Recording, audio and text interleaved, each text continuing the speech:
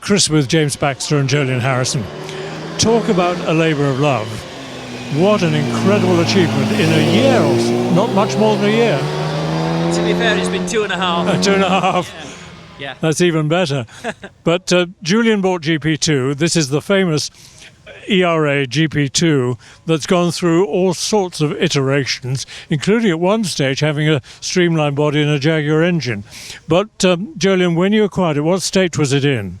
It has obviously seen better times. It had got slightly different bodywork on it. It had got a straight-through prop shaft that needed altering to a drop-down prop shaft. There are all sorts of things that needed doing.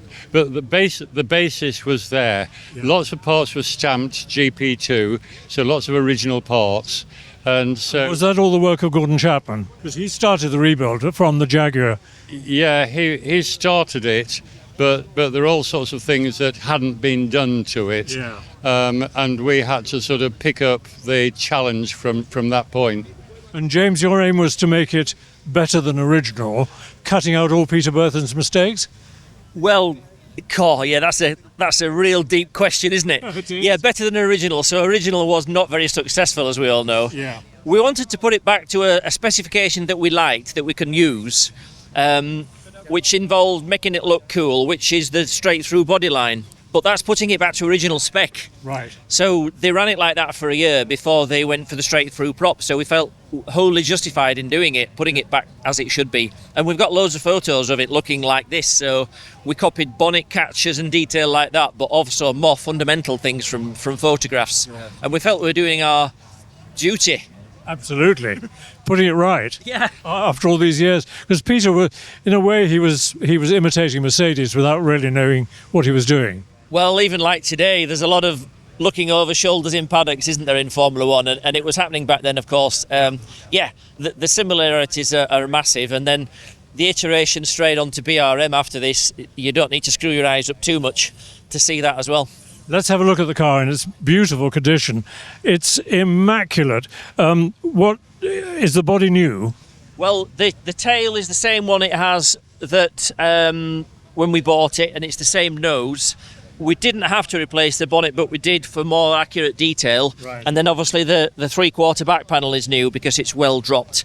But after that, you're into mechanics of rear axle, all the transmission and all the engine, which is all genuine original. All the swinging arms, the radius arms, the torsion bars inside, they're all absolutely original.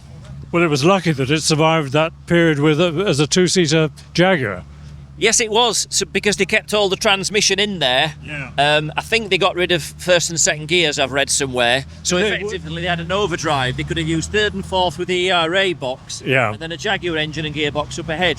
So the world was their oyster. They had almost infinite gear ratios. Did they muck around with the chassis as well? No, don't believe so. When we had it stripped down here 2 years ago, as you remember. Yeah, I do. And we can see welds from different periods because they use different techniques. And we can say, this is a Gordon Chapman job. This is right back to original because it's been gas welded. Yeah. And we don't think it's ever been crashed or altered in any way, shape, or form. And so the history books agree as well. Is it very different from GP1? No, I think it's extremely similar. Yeah. And Jolyon, did you know what you were taking on when you bought it? Yes, I think so. And when you're talking about various iterations, I mean, in 1951, Peter King, a young apprentice at BRM, was told to call the scrap man and tell him to take that car away. And in fact, the scrap man came along and pulled his leg and said, "It's all different materials. Can you take it apart for me and I'll come back tomorrow?" Instead of that, Peter King went to his bosses and said, "Can I buy it with my tool money?" And so they said yes, and so that saved the car. Wow. Otherwise, it would have been scrapped. Yeah. And he was 19 years old at the time in 1951. Did you do some work on it? Not much. Not very much at all. He eventually sold it in order to pay for his wedding, and we contacted him 2.5 years ago, and he was very poorly. And when he asked me where I lived, I said in York. He said, "Oh, my daughter lives in York." So I said, "Where about?" "1 mile away from where I live." Wow. And so he came up to stay with his daughter, and he came to look at the car with his wife, and you could see all the memories flowing back. and that's part of the history of the car. Yeah. Let's have a closer look.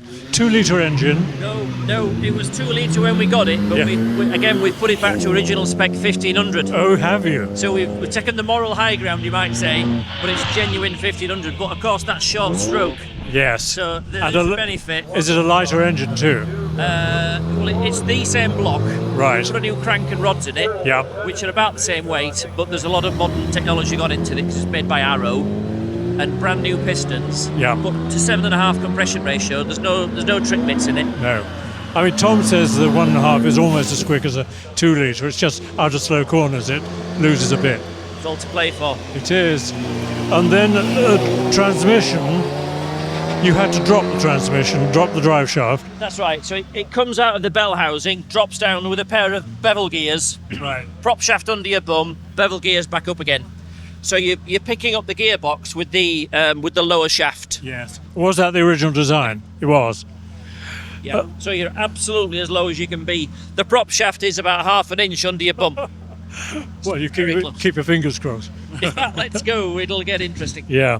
4-speed gears, Yes, that's right. but not a Synchromesh. pre-selector. Not pre-select, no.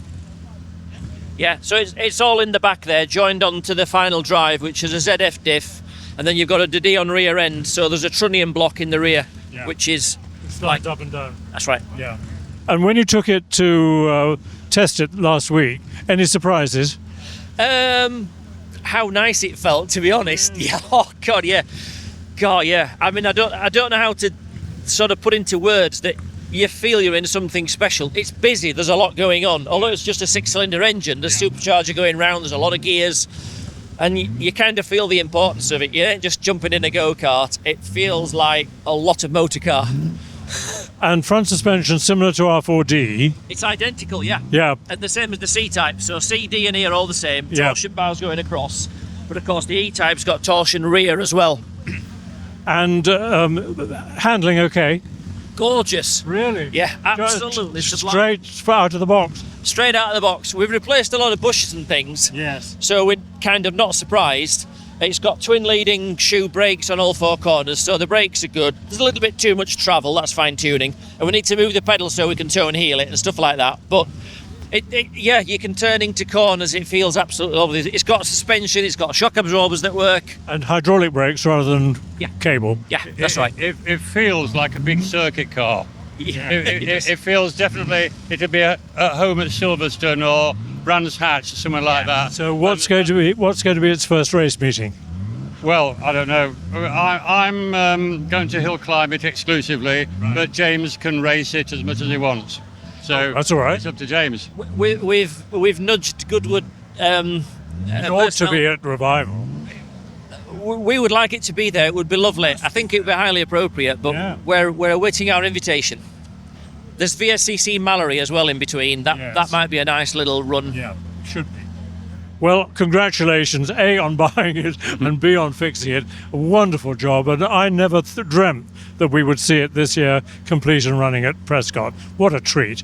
Thanks so much. Thank you. A pleasure. Thank you.